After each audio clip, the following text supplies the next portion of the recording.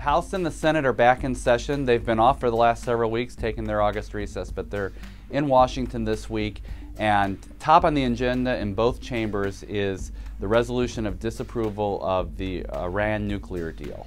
The outcome's really not in doubt. The Democrats in the Senate have enough votes to overturn what is expected to be a presidential veto of the resolution, but both chambers are going to take up this resolution this week in advance of a September 17th deadline. In the committees, we see the House Financial Services Committee is going to have a hearing on Wednesday on terrorism financing, and the Senate Banking Committee will hold a confirmation hearing on Thursday for the Undersecretary of Treasury for terrorism financing.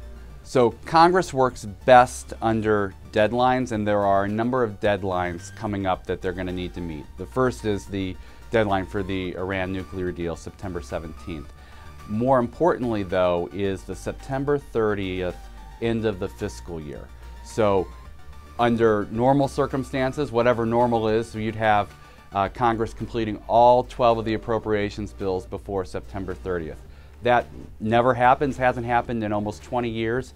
So what Congress will do is they'll pass a continuing resolution that will fund the government until later in the year.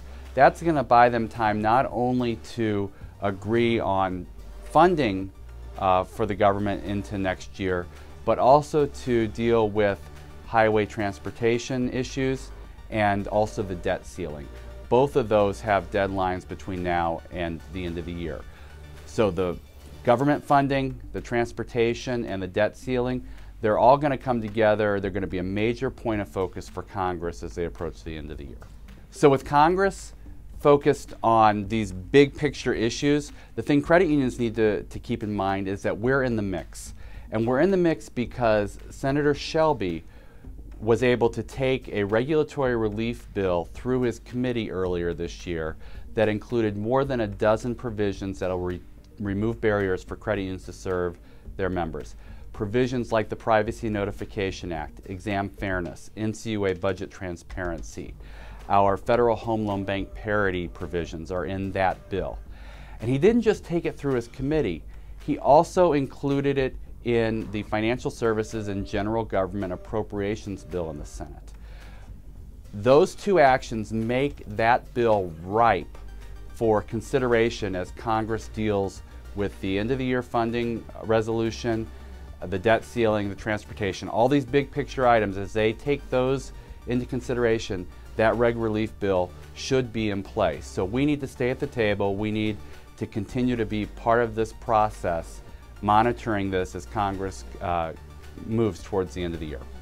So for credit unions and leagues that are coming to Washington for Hike the Hill this fall, I think that there are a number of things that we need to be telling policymakers. One, for Congress, it's all about removing barriers. It's the Shelby bill, it's exam fairness, privacy notification. All of those issues that are ripe for that end of the year consideration, we need to be telling members of Congress that we support and that they need to do that. On the regulatory side, there are a number of really important issues. NCUA is going to be wrapping up the risk-based capital proposal between now and the end of the year. So when we go to NCUA and we meet with the staff and the board members over there, we need to continue to push our concerns with that proposal, that it's a solution in search of a problem. Also, we expect NCUA to complete action on the member business lending proposal. We generally support that proposed rule, but there are some improvements that the agency should make, and we should be talking to them about that as well.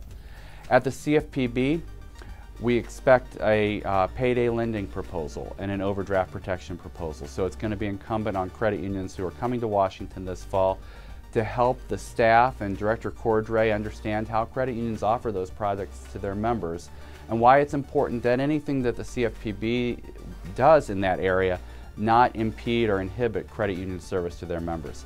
There is a lot going on in Washington. We need to stay at the table, be part of this process, and it's important that credit unions have a very active voice between now and the end of the year.